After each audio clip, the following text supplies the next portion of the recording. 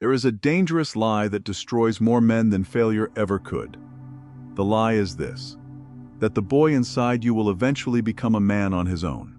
He won't. He'll simply grow older. And if nobody tells you this, you may spend your entire life trapped inside a grown man's body, while still thinking, reacting, and seeking approval like a frightened child. Think about it. Why do so many men stay stuck? Why do they tolerate disrespect? Why do they hesitate when opportunity appears? Why do they keep explaining themselves to people who have already decided not to understand them? The answer is uncomfortable, because there is a hidden part of them that would rather be accepted than respected, and that part is silently controlling their entire life. Most men spend years trying to conquer the world. Very few ever conquer themselves. And according to Machiavelli, that is where every defeat begins. Not in battle, not in business, not in relationships, but inside the private war between discipline and comfort, between authority and approval, between the man you could become and the boy who keeps pulling you backwards. The frightening part: that boy doesn't look weak. He disguises himself as kindness, he disguises himself as patience, he disguises himself as being the bigger person. He whispers that avoiding conflict is wisdom, that staying silent is maturity, that sacrificing your standards makes you a good man. But what if everything you've been taught about being agreeable has secretly made you easier to control? What if your need to be liked has cost you opportunities, respect, influence, and power? Tonight, we're exposing that hidden enemy. Not another man. Not society. Not your circumstances. You. The version of you that seeks comfort over growth. The version that hesitates before speaking. The version that apologizes when no apology is needed. The version that still needs permission to become who he was meant to be. Because here's a truth most people will never tell you. Every powerful man has committed a symbolic murder. He killed the weak identity that was keeping him small. He executed the habits that fed his insecurity. He stopped negotiating with fear, and the moment he did, everything changed. In this video, you'll discover the psychological patterns that quietly sabotage your authority, the hidden weaknesses that drain your influence, and the dark principles that can help you build something most men never achieve: internal sovereignty. By the end, you'll understand why some men command respect without speaking much at all, while others spend their entire lives begging for validation and never realize they're doing it. So, before we begin, I want you to make a decision. Not tomorrow, not next week, right now. Are you willing to destroy the boy within you, so the man you've been avoiding can finally emerge? Number 1, hunt the shadow within. The most dangerous enemy in your life is not a rival, not a hater, not the man trying to outwork you. It's the version of you that nobody sees, the one hiding behind your excuses, the one that whispers at exactly the wrong moment. You know that voice.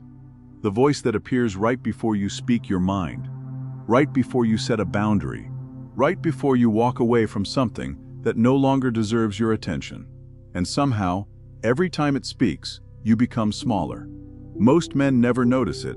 That's why it controls them. Think about the last time someone disrespected you. Not openly, subtly. A sarcastic comment, a dismissive tone, a woman pulling away while keeping you around for validation, a friend crossing a line and laughing it off. You felt it immediately. Your instincts picked it up. But then something happened. You talked yourself out of what you knew.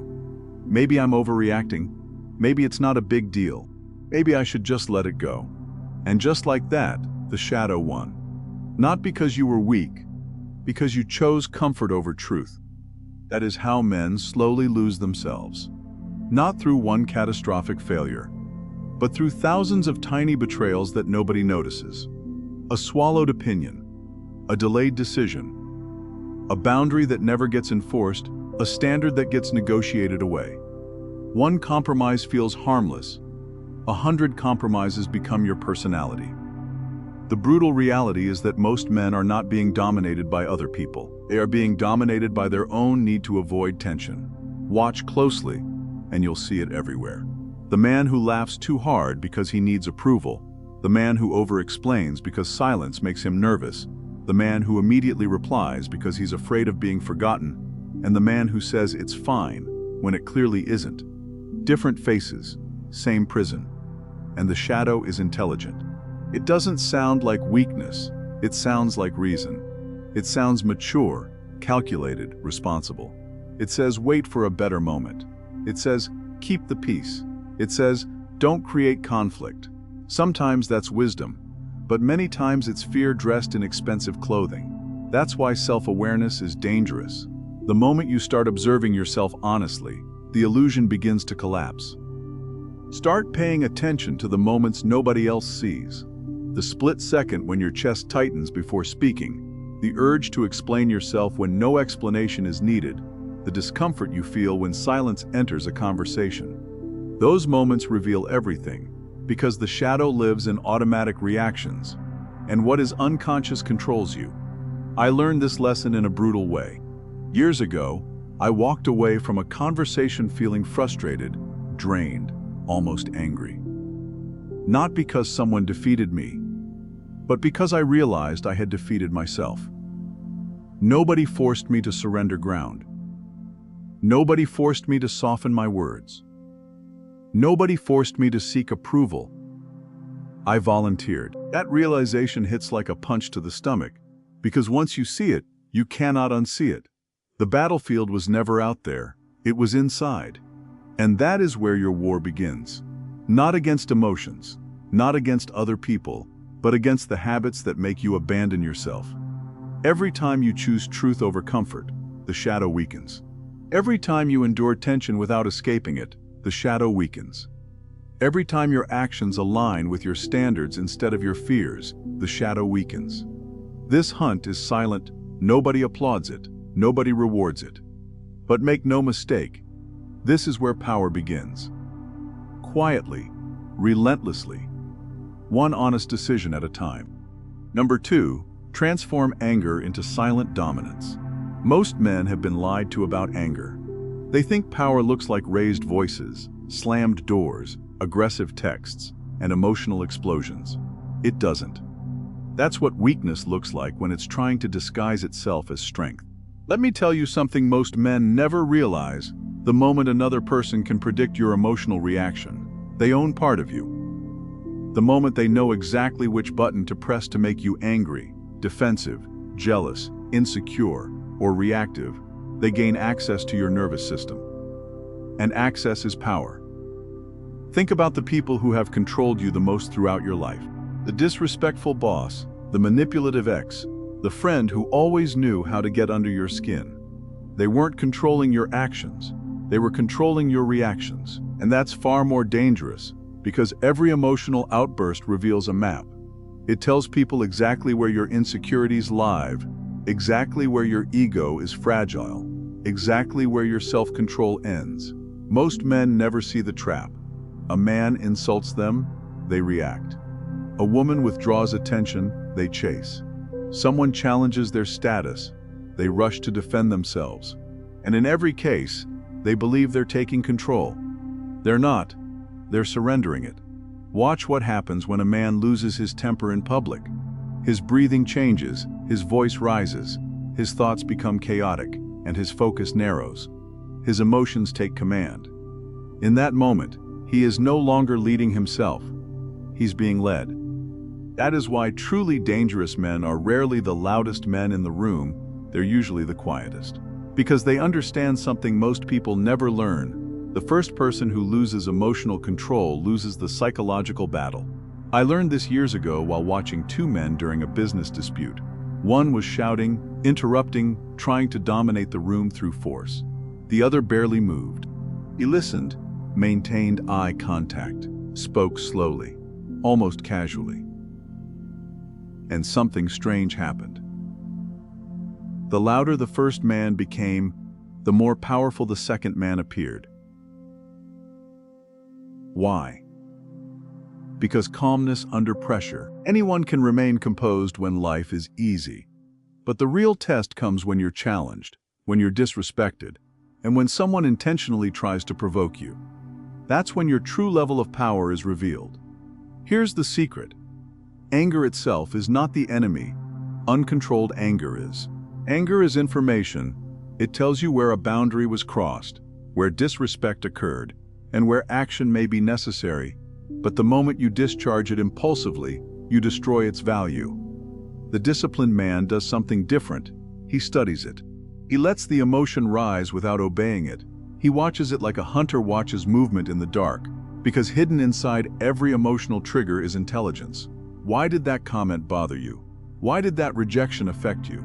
Why did that criticism hit so deeply? Most men never investigate, they simply react. Strong men analyze, weak men discharge, strong men convert, and conversion is where dominance begins. The next time someone tries to provoke you, don't rush to respond. Pause. Look at them. Let the silence become uncomfortable. Let them wonder what you're thinking. You'll be shocked how quickly people lose confidence when they cannot predict your reaction.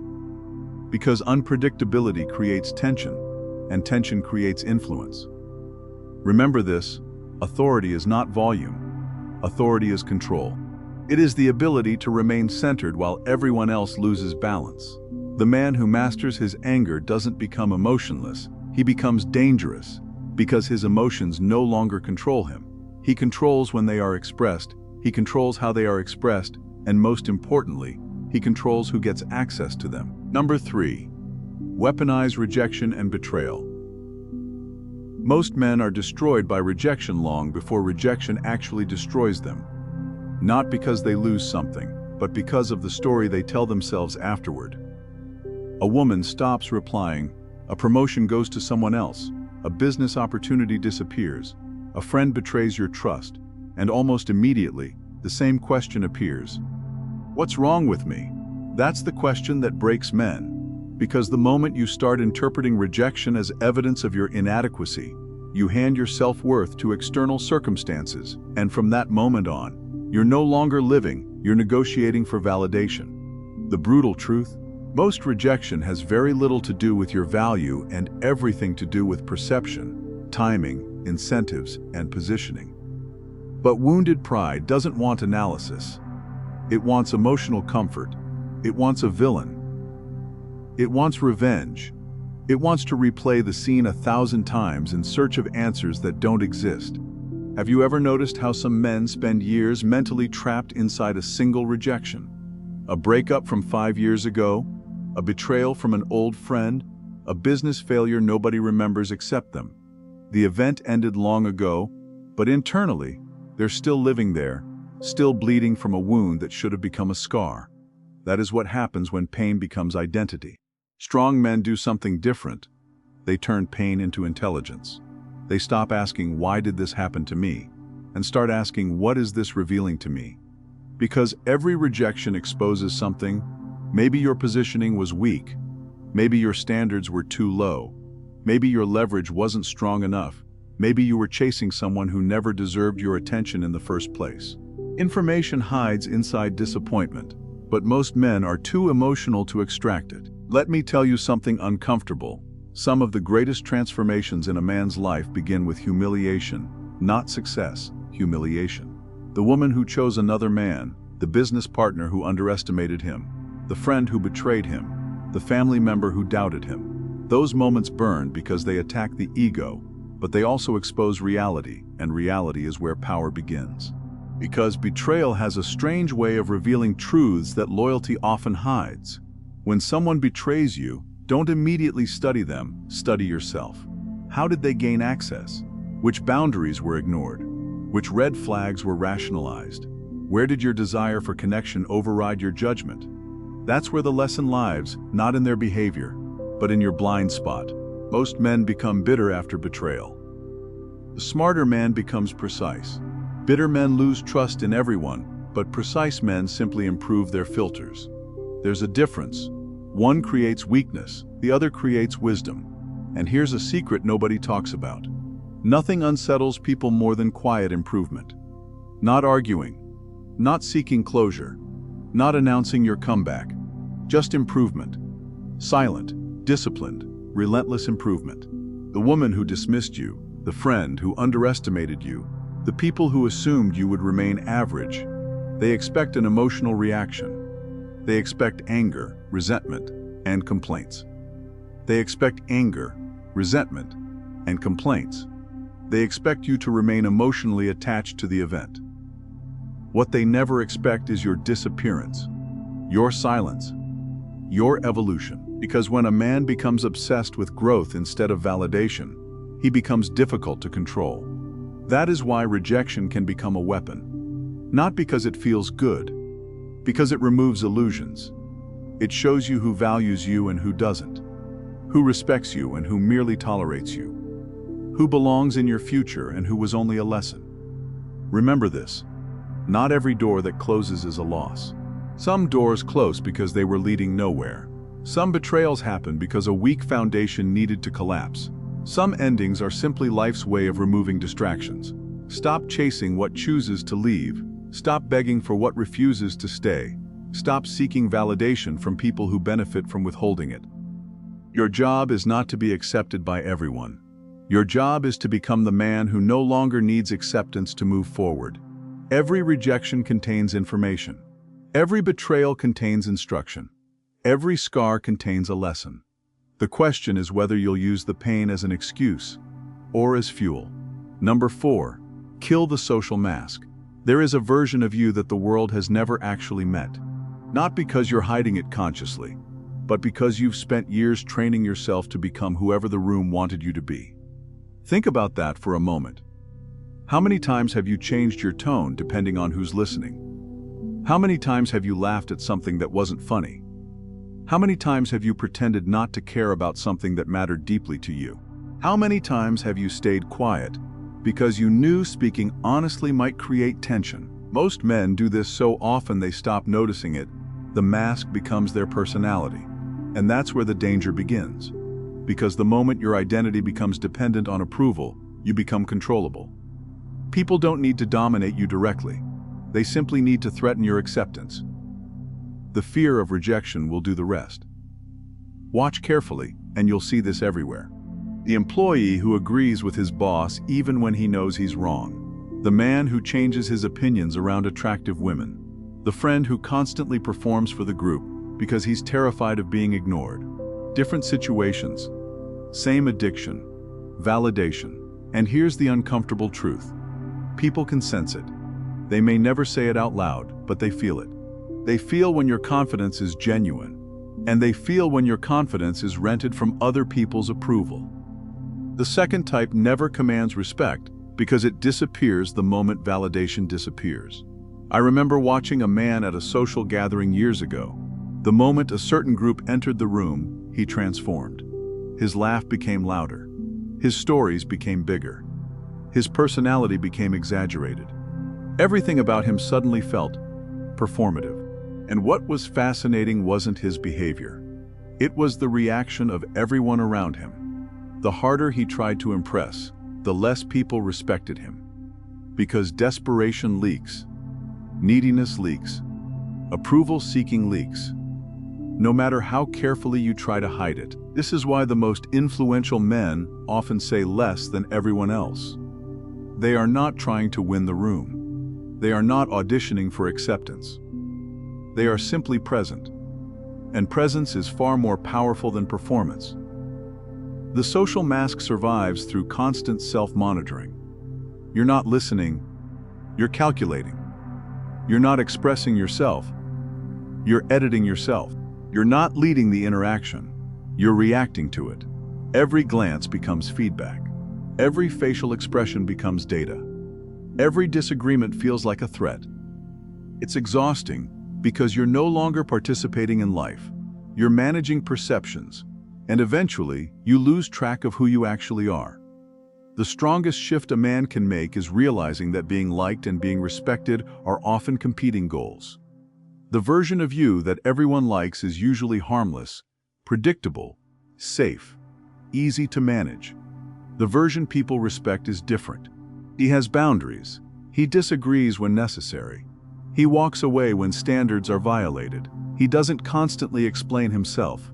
And because of that, not everyone likes him. That's the price. Most men want respect without risking disapproval, but it doesn't work that way. The moment you stop performing, some people will become uncomfortable. The moment you stop over-explaining, some people will call you distant. The moment you stop seeking permission, some people will accuse you of changing. They're right. You are changing. You're becoming harder to manipulate, and that's what unsettles them. Here's another secret most men learn too late. Oversharing is often disguised as connection. You tell everyone your plans, your goals, your next move, and somehow, nothing happens, because talking creates the illusion of progress. Powerful men understand scarcity, not just in money, not just in attention, but in information. They reveal selectively, move quietly, and let results introduce them. Mystery creates gravity, and gravity creates influence. Kill the mask. Stop performing. Stop negotiating your identity for acceptance. Stop shrinking yourself to make other people comfortable. The world does not adjust to the loudest man. It adjusts to the man who knows exactly who he is and no longer needs permission to be it. Number 5. Master strategic absence. One of the most dangerous addictions a man can develop is the need to be noticed, not because attention is bad, but because dependence on attention makes you predictable. And predictable men are easy to control. Look around, most people are terrified of disappearing, terrified of being forgotten, terrified of becoming irrelevant. So they stay constantly available, constantly posting, constantly explaining, constantly responding, constantly proving they exist. And they don't realize they're destroying the very thing they're trying to build, value. Here's a truth most people never understand. The more available something is, the less people respect it. That applies to products, it applies to opportunities, and it applies to people, especially men. Think about the guy who answers every message within seconds, always available, always reachable, always waiting. At first, it looks polite. Then it becomes expected. Then it becomes invisible, because what is constantly available eventually becomes taken for granted. Scarcity creates value. Overexposure creates familiarity, and familiarity, when unmanaged, kills impact. I learned this lesson in a way that completely changed how I viewed influence. Years ago, I noticed something strange. The men who commanded the most respect in every room were rarely the men talking the most. They weren't the most active. They weren't the most visible. They weren't constantly inserting themselves into every conversation. In fact, sometimes they disappeared for days, weeks, sometimes months. Yet the moment they returned, everyone paid attention. Why? Because absence creates contrast, and contrast creates psychological weight. Most men believe influence comes from being everywhere. Real influence often comes from not needing to be. Read that again. The man who fears being forgotten chases attention. The man who knows his value lets attention come to him. That's a completely different frame. Now let me expose something uncomfortable. Have you ever noticed how quickly people adapt to your presence? The friend who constantly asks for favors. The woman who assumes you'll always be there. The co-workers who expect instant replies. The family members who consume your time without thinking twice. It rarely happens because people are evil. It happens because human beings naturally adjust to what becomes predictable. Access that costs nothing eventually feels worthless. That's why strategic absence is powerful, not as manipulation, but as calibration. You're teaching people that access to your attention is not unlimited, that your time has value, and that your focus is earned. The strongest men understand that attention is a currency, and they spend it carefully. Notice how weak men announce every move, every goal, every plan, every ambition. They're constantly broadcasting their intentions, seeking validation before results exist. Strong men operate differently. They disappear into the work. While others are talking, they're building. While others are posting, they're improving. While others are seeking attention, they're increasing leverage. Then one day they reappear transformed, leaner, stronger, smarter, more disciplined. And everyone wonders what happened. That's the power of silent growth. No announcements, no performance, no need for approval, just results. Strategic absence is also a weapon during conflict. Most men become uncomfortable the second silence enters a conversation. They rush to explain, rush to justify, rush to fill the gap. And in doing so, they surrender control. Because silence creates pressure, and pressure reveals people. Watch what happens when you stop reacting immediately, when you stop chasing clarification, when you stop demanding closure. People begin revealing things they never intended to reveal, because silence makes the other person negotiate with their own thoughts, and that's where truth often surfaces. Remember this: you don't need to disappear to play games. You disappear to build, to think, to sharpen yourself away from the noise. The world is full of men addicted to visibility. Become the man addicted to growth. Because when your presence is rare, intentional, and grounded in purpose, people stop expecting you. They start respecting you. Disappear when attention is the goal. Appear when impact is required. That is strategic absence. Number 6, forge absolute inner sovereignty. Most men believe they're free. They're not. They're simply obeying different masters. No boss is telling them what to do. No dictator is controlling their lives. Yet every day they're commanded by impulses they can't resist. They wake up and check their phone before they check their purpose. They chase distractions they promised themselves they would avoid. They break commitments they made to themselves in private, and then they wonder why they feel weak. Let me tell you something uncomfortable. The fastest way to discover who truly controls your life is simple: look at the promises you keep breaking. That's where your master lives. Because sovereignty is not about controlling other people. It's about becoming impossible for your own weaknesses to control. Most men spend years trying to gain influence over women, competitors, co-workers, society. Meanwhile, they cannot even govern themselves for 24 hours. They say they'll wake up at 6. The alarm rings. A negotiation begins. 5 more minutes. Tomorrow will be better. I'll start next week. And in that small moment, something invisible happens. Authority collapses. Not public authority. Internal authority. The kind nobody sees. The kind that determines everything. Because every time you betray your own word, your mind records it. Every broken promise becomes evidence. Evidence that your commands mean nothing. Evidence that your standards are flexible. Evidence that pressure can buy your obedience. And eventually, a man stops trusting himself. That's the real tragedy. Not failure, self-distrust. A man who cannot trust himself becomes dependent on motivation. And motivation is one of the weakest forces on earth. It comes and goes. It appears when conditions are comfortable, then disappears when discipline is required. Strong men understand something different. They understand that freedom is born from structure, not the other way around. I once knew a man who seemed extraordinarily disciplined. People admired him, respected him, assumed he possessed some rare mental toughness. Then one day someone asked him his secret. His answer was almost disappointing. He said, "I stopped debating with myself." That was it.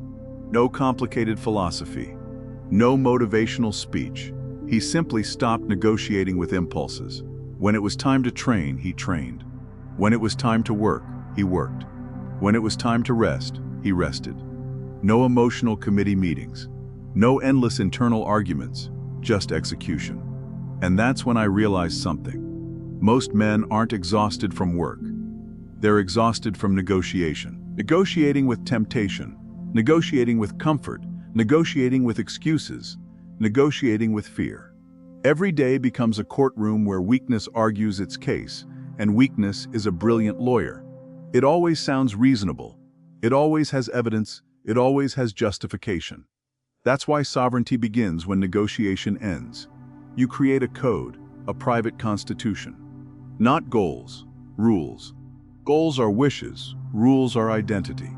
You decide who you are before circumstances arrive. You decide how you respond before pressure appears. You decide what you tolerate before temptation knocks.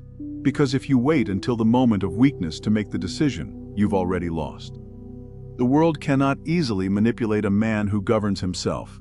Peer pressure loses power, trends lose power, validation loses power, fear loses power. Because his standards no longer come from the crowd, they come from within. And understand this, the price of sovereignty is loneliness. Not permanent loneliness, but moments of it. There will be times when people call you rigid, times when they call you arrogant, times when they question your standards, because your standards expose their lack of discipline. Let them. Most criticism is simply discomfort wearing a disguise. The truth is this: every time you honor your own word, you strengthen your kingdom. Every time you betray it, you weaken your throne. And make no mistake, a man without self-rule will eventually be ruled by something else. His impulses, his addictions, his fears, or other people. Forge the habit of governing yourself. Because the highest form of power is not influence over the world.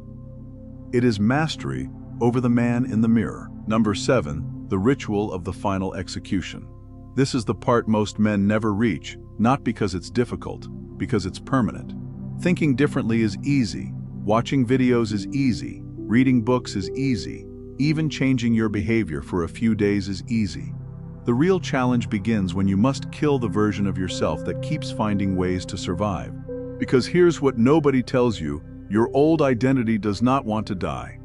It wants to negotiate. It wants one more chance, one more excuse, one more exception, one more tomorrow.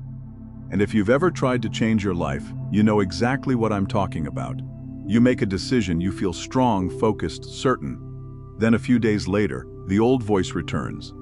The voice that sounds strangely reasonable. Skip today.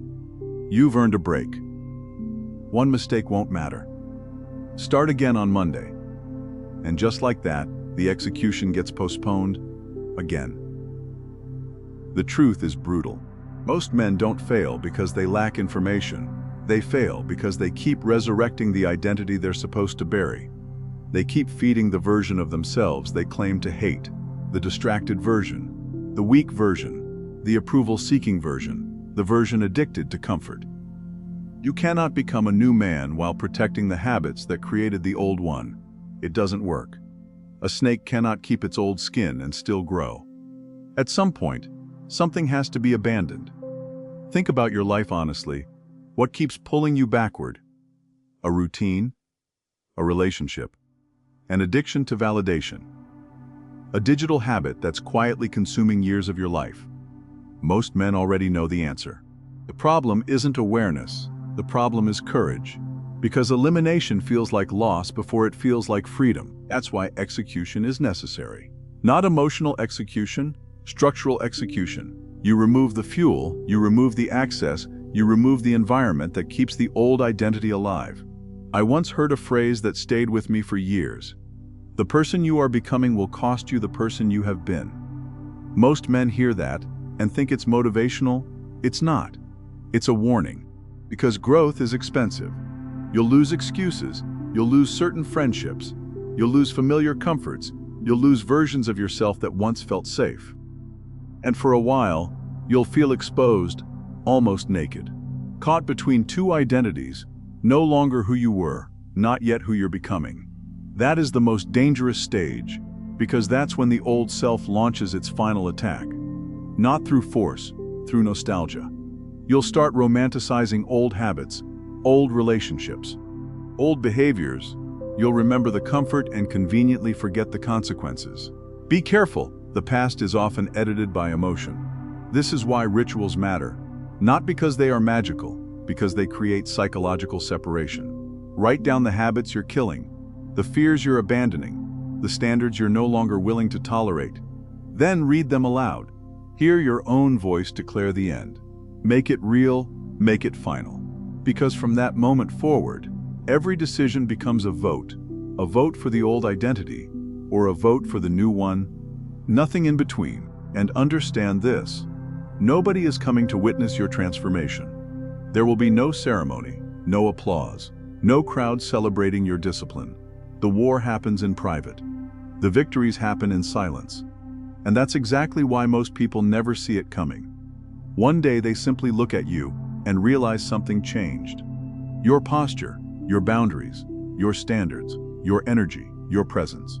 The boy they once knew is gone, not because you hated him, because you outgrew him. Because eventually there comes a moment when a man must stop managing his weaknesses and start executing them. If you've stayed with me until this moment, then something uncomfortable has probably happened. You started this video thinking it was about power, but somewhere along the way, you realized it was really about you.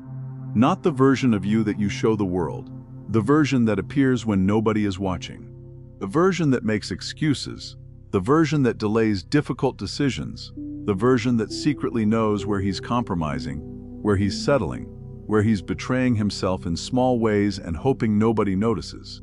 Because here's the truth most men spend their entire lives avoiding. The biggest battle was never out there. It was never your competition, never your enemies, never society. The real battle has always been between two identities living inside the same man. The boy who wants comfort and the man who demands growth. The boy wants approval, the man wants respect. The boy avoids tension, the man walks directly into it. The boy needs reassurance, the man relies on standards. And every single day, whether you realize it or not, one of them wins. That's why power is not a moment. It's not a breakthrough. It's not a motivational speech. It's a pattern. A pattern built through decisions nobody applauds. The decision to remain calm when your ego wants war. The decision to walk away when your emotions want revenge. The decision to stay disciplined when nobody would know if you quit. The decision to tell yourself the truth when lies would feel more comfortable. Those moments seem insignificant, but they aren't. Those moments are where identities are built. Most men are waiting for a dramatic transformation, a perfect opportunity, a life-changing event, a sudden burst of motivation. It rarely comes. What actually changes a man is far less exciting and far more powerful: repetition. The repeated refusal to betray himself, the repeated choice to honor his standards, the repeated decision to become the kind of man he once admired from a distance. Think about the men you've respected most in your life, the men who carried weight when they entered a room, the men whose words mattered, the men who never seemed desperate for attention. Do you know what separated them? It wasn't talent, it wasn't luck, it wasn't even confidence, it was internal order. They had conquered the chaos inside themselves, and because of that, the outside world struggled to control them. That's the real secret. The world can manipulate a man who craves validation. The world can manipulate a man who fears rejection. The world can manipulate a man who needs approval. But it becomes extremely difficult to manipulate a man who has already mastered himself.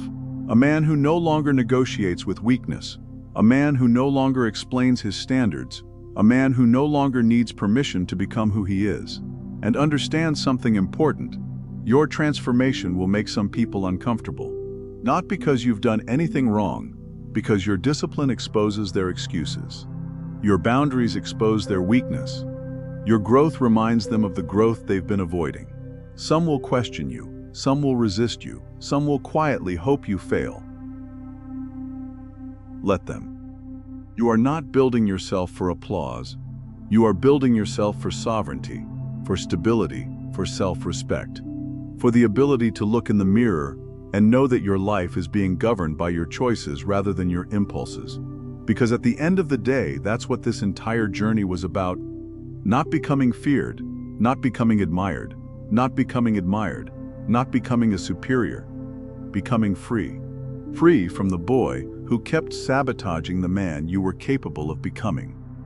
And from this moment forward, every decision is a vote for comfort or a vote for growth, a vote for weakness or a vote for strength, a vote for the boy or a vote for the man. Choose carefully, because eventually your choices become your identity. If this message awakens something in you, support the mission. Like this video, share it with a man who needs to hear it, and subscribe if you're committed to becoming stronger, sharper, calmer, and more sovereign with every lesson. And before you go, drop this final affirmation in the comments. I command myself, and my actions prove it.